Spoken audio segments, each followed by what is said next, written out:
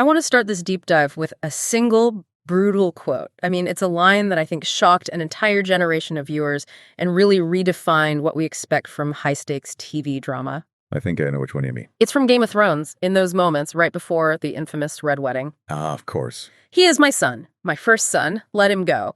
And I swear we will forget this. Take me for a hostage. But let Rob go.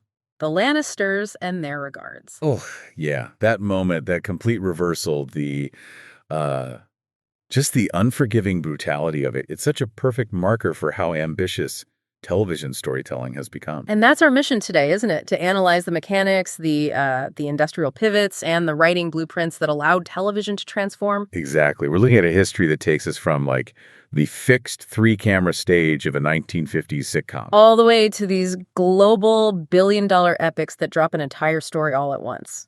Right. Our sources give us a really deep stack of material on everything from script formats to the rise of the antihero.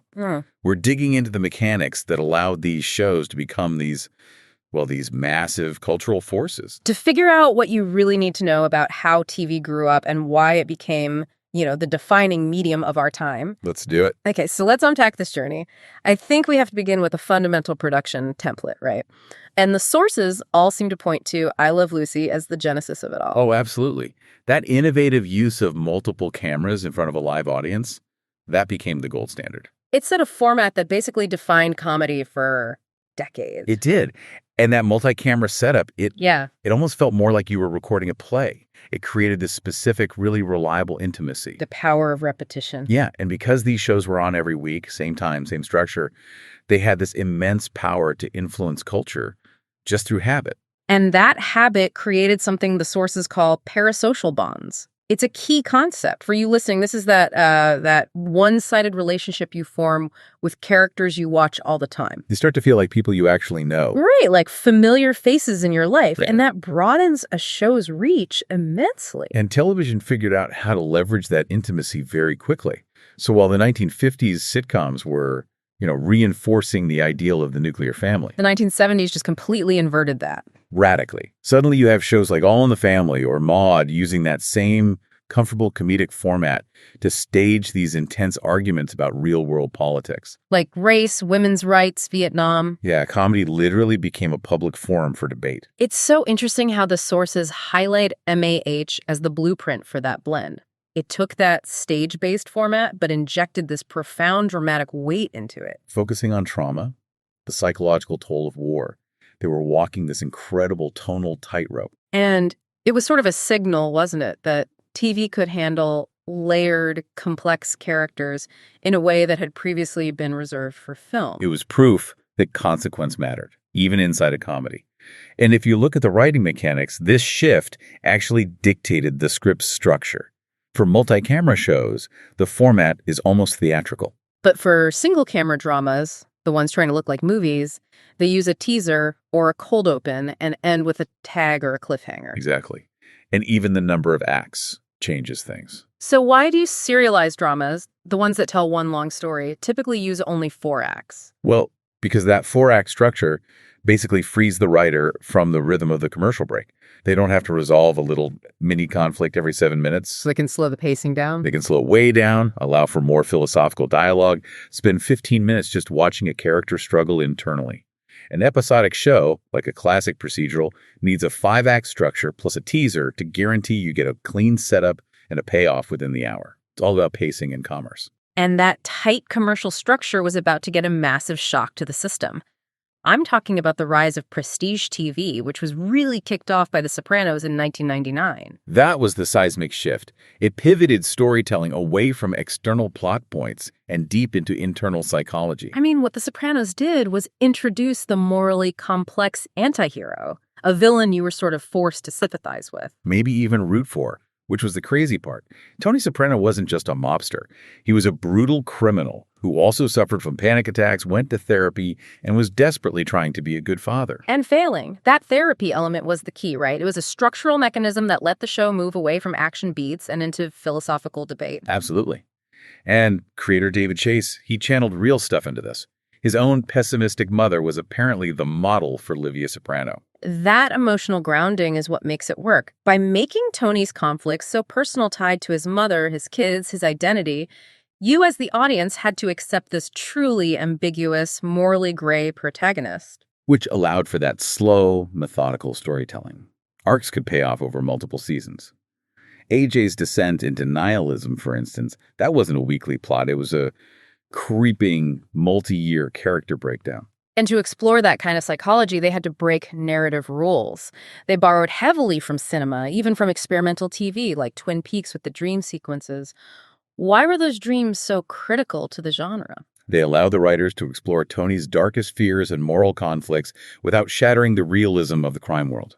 There's a mechanism for instant introspection. And a way to explore these huge philosophical ideas. For sure. I mean, he's deeply struggling with determinism. This idea that his fate is sealed by his family legacy, that he has no real free choice. That level of dense philosophical weight was just brand new for television. It forced the audience into complicity, you know? You'd watch this man commit horrifying violence, but because you'd just spent so much time inside his panic attacks, you had to grapple with your own morality. It was literary depth in a medium defined by quick fixes. And that moral complexity and drama, it created pressure on other genres, especially crime procedurals. Right. If the hero of prestige TV is now a murderer in therapy, your standard cop show has to find new ways to stay relevant. The procedural format goes way back to shows like Dragnet. And the sources point out that Dragnet had this very dry, documentary-like approach with the narration. It demanded a sense of realism, even if the case was wrapped up neatly every week. Well, that desire for verifiable proof evolved dramatically with CSI, crime scene investigation. CSI completely revolutionized the genre by shifting the focus from the detective's gut instinct to pure forensic science. DNA, ballistics, microscopic evidence, it replaced the flawed hero with infallible technology. And it had a real-world consequence, the CSI effect. This is the term for the inflated confidence audiences got in forensic evidence from watching the show. Jurors started demanding perfect evidence, and prosecutors sometimes blame this for wrongful acquittals. It raises a really interesting question, doesn't it? Is relying on forensics just trading one kind of procedural simplicity for another? The science just becomes the new convenient hero that gives you a tidy ending. Absolutely. And the structural antithesis to CSI's tidy science was The Wire, which ran from 2002 to 2008. And that series made a radical choice. It didn't really have a single protagonist. That's the key structural insight right there. The Wire was less a crime show and more a sociological deep map of Baltimore. It used all these different institutional points of view, the police, the drug dealers, the politicians, the schools, the press, which forced the narrative to focus on systemic failures, not individual heroism. It just avoided clear-cut heroes and villains entirely. And by using that structure, The Wire refused to give you that standard procedural closure. Instead of asking who done it, it explored why does the system fail? That refusal of simplicity started to pop up everywhere. Even comedy evolved to embrace a more unvarnished reality. Yeah, The Office came along in 2005 and just completely reshaped the sitcom with the mockumentary format. That single camera style, a character breaking the fourth wall, the use of awkward silence instead of a laugh track. It created a far more realistic, cringeworthy dynamic. It traded that stage performance feel for a heightened sense of realism, a style you see later in shows like Modern Family. So as storytelling got more complex and the production values got bigger, the delivery mechanism itself was due for an overhaul. The streaming revolution. It really kicked into high gear when Netflix shifted from mailing you DVDs to pure digital streaming in 2007. And that was the point of no return. Hulu and Amazon Prime Video jumped in, offering this unprecedented convenience, being able to watch anything, anytime, anywhere. It fundamentally changed the relationship between you and the content. It gave the viewer total control. But that convenience came at a huge cost to traditional cinema. We've all seen it. Declining attendance, theater closures. The pandemic just accelerated a trend that was already happening. And studios are now stuck trying to balance shrinking box office revenue with the need to feed their hungry streaming platforms. This shift wasn't just about how we watch, though. It changed how writers wrote. Oh, completely.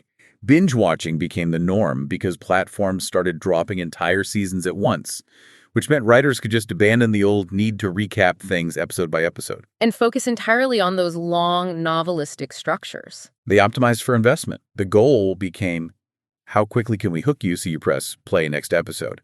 They use continuous narrative threads, strong cliffhangers, All to capitalize on the viewer's power to just keep consuming. and the lines just blurred completely. Streaming platforms became huge producers of original, high-quality content. Like Stranger Things or The Mandalorian. They're competing directly with movie studios. Major filmmakers are now creating projects specifically for streamers, things like Roma or The Irishman. And with faster internet and HD streaming, you're getting a cinema-quality experience in your living room.